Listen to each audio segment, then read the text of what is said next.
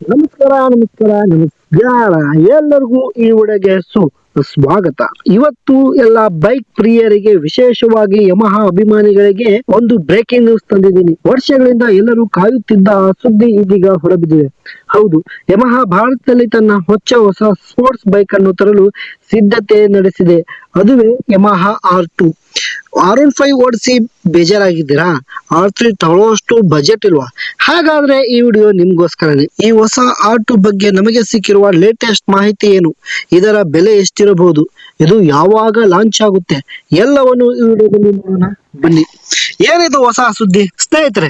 ಸದ್ಯಕ್ಕೆ ಭಾರತದಲ್ಲಿ ಯಮಹಾ ಶೋರೂಮ್ಗೆ ಹೋದ್ರೆ ನಮಗೆ ಎರಡೇ ಮುಖ್ಯ ಆಯ್ಕೆಗಳು. ಒಂದು 155cc ಸಾಮರ್ಥ್ಯದ R15 ಬಿಟ್ಟರೆ ನೇರವಾಗಿ ದುಬಾರಿ ಬೈಕ್ 321cc ಸಾಮರ್ಥ್ಯದ R3. ಈ 125cc ಮತ್ತು 300cc ನಡುವೆ ಒಂದು ದೊಡ್ಡ ಅಂತರವಿದೆ. ಈ ಗ್ಯಾಪ್ ನಲ್ಲಿ KTM RC 200 ಮತ್ತು ಬಜಾಜ್ ಪಲ್ಸರ್ RS 200 ನಂತಹ ಬೈಕ್ಗಳು ರಾಜ್ಯಭಾರ ಮಾಡ್ತವೆ. ಈಗ ಯಮಹಾ ಈ ಗ್ಯಾಪ್ ಅನ್ನು ತುಂಬಲು ನಿರ್ಧರಿಸಿದೆ.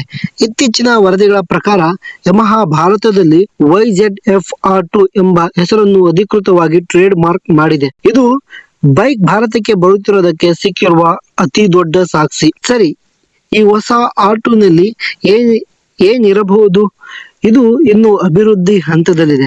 ಆದರೆ ಆಟೋಮೊಬೈಲ್ ತಜ್ಞರ ಪ್ರಕಾರ ಇದರಲ್ಲಿ ನಮಗೆ ಏನೇನು ಸಿಗಬಹುದಂದ್ರೆ, ಇದರ ಇಂಜಿನ್ ವಿಷಯಕ್ಕೆ ಬಂದ್ರೆ, ಇದು ಸುಮಾರು 200cc single cylinder liquid cooled engine ನ ಹೊಂದಿರುತ್ತದೆ. ಇದು ಬಹುಶಃ ಯಮಹಾ R15 ಇಂಜಿನ್ ನ ಬೋಲ್ಡ್ ಔಟ್ ವರ್ಷನ್ ಆಗಿರಬಹುದು.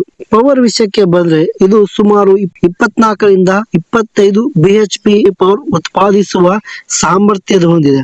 ಉದಾಹರಣೆಗೆ ನಮ್ಮ R15 ಇದೆಯಲ್ಲ, ಸುಮಾರು 18.4 BHP ನೀಡುತ್ತೆ. ಸೊ ಇದು ಅದಕ್ಕಿಂತ ಪವರ್ಫುಲ್ ಆಗಿರುತ್ತೆ. ಫ್ಯೂಚರ್ ವಿಷಯಕ್ಕೆ ಬಂದ್ರೆ, ಯಮಹಾದ ಸಿಗ್ನೇಚರ್ ಅಂತಾನೆ ಫೇಮಸ್ ಆಗಿರೋ VVA ಫ್ಯೂಚರ್ ಟೆಕ್ನಾಲಜಿ ಅಂತೂ ಇದರಲ್ಲಿ ಇದ್ದೇ ಇರುತ್ತೆ. ಜೊತೆಗೆ USD ಸ್ಪೋರ್ಕ್ ಅಂದ್ರೆ ಅಪ್ಸೈಡ್ ಡೌನ್ ಸ್ಪೋರ್ಕ್ ಕೂಡ ಇದರಲ್ಲಿ ಇರುತ್ತೆ. ಡ್ಯುಯಲ್ ಚಾನೆಲ್ ABS ಕೂಡ ನಿಮಗೆ ಸಿಗುತ್ತೆ ಮತ್ತು ಅದರ ಜೊತೆಗೆ ಟ್ರಾಕ್ಷನ್ ಕಂಟ್ರೋಲ್ ಕೂಡ ಇರಬಹುದು ಅಂತ ಊಹಿಸಲಾಗಿದೆ. ಮತ್ತೆ ಇದರ ಡಿಸ್ಪ್ಲೇ ವಿಷಯಕ್ಕೆ ಬಂದ್ರೆ, ನಾವು R15 V4 ನಲ್ಲಿ ನೋಡುವಂತಹ ಕಲರ್ TFT ಡಿಸ್ಪ್ಲೇ ಇರುತ್ತೆ. ಅದು ಬ್ಲೂಟೂತ್ ಕನೆಕ್ಟಿವಿಟಿ ಜೊತೆಗೆ ಬರಬಹುದು ಅಂತ ನಿರೀಕ್ಷೆ ಇದೆ. ಇದರ ಡಿಸೈನ್ ಮತ್ತೆ ಲುಕ್ ಬಗ್ಗೆ ಮಾತಾಡಿದ್ರೆ, ಯಮಹಾ ಅಂದ್ರೆ ಡಿಸೈನ್ ಗೆ ಫೇಮಸ್ ಆಗಿರುವಂತಹ ಕಂಪನಿ. ಸೊ R12 ಕೂಡ ಪಕ್ಕಾ R ಸೀರೀಸ್ ನ DNA ನೊಂದಿಗೆ ಬರುತ್ತೆ.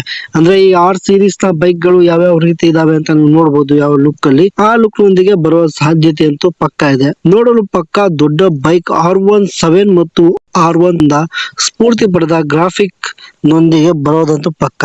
ಆದ್ರೆ ಬೆಲೆ ಕಡಿಮೆ ಮಾಡೋದಕ್ಕೋಸ್ಕರ ಇದರ ಬಾಡಿ ಪಾರ್ಟ್ಸ್ ಮತ್ತು ಸ್ವಿಚ್ ಗಳಾಗಿರ್ಬೋದು, ಹಂಗೆ ಸಣ್ಣ ಪುಟ್ಟಗಳನ್ನ R15 V4 ನಿಂದ ತೆಗೆದುಕೊಳ್ಳುವ ಸಾಧ್ಯತೆ ಕೂಡ ಹೆಚ್ಚಿದೆ.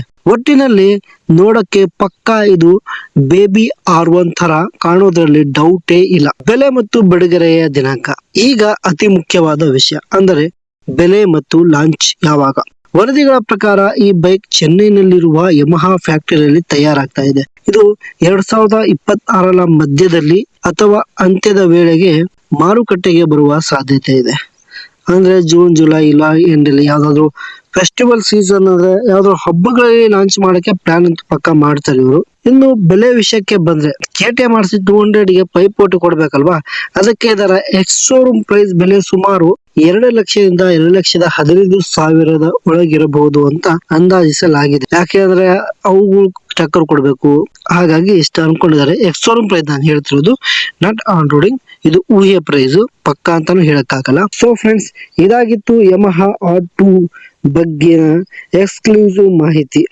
R15 ಗಿಂತ ಹೆಚ್ಚು ಪವರ್ ಬೇಕು, ಆದ್ರೆ R3 ಅಷ್ಟು ದುಬಾರಿ ಬೇಡ ಅನ್ನೋರ್ಗೆ R2 ಪರ್ಫೆಕ್ಟ್ ಆಯ್ಕೆ ಆಗಿದೆ. ನಿಮಗೇನ್ ಅನ್ಸುತ್ತೆ? KTM RC 200 ಬಿಟ್ಟು ಜನ ಯಮಹಾ R2 ಗೆ ಶಿಫ್ಟ್ ಆಗ್ತಾರಾ? ನೀವು ಈ ಬೈಕ್ ಆಗಿ ಕಾಯ್ತಾ ಇದ್ದೀರಾ?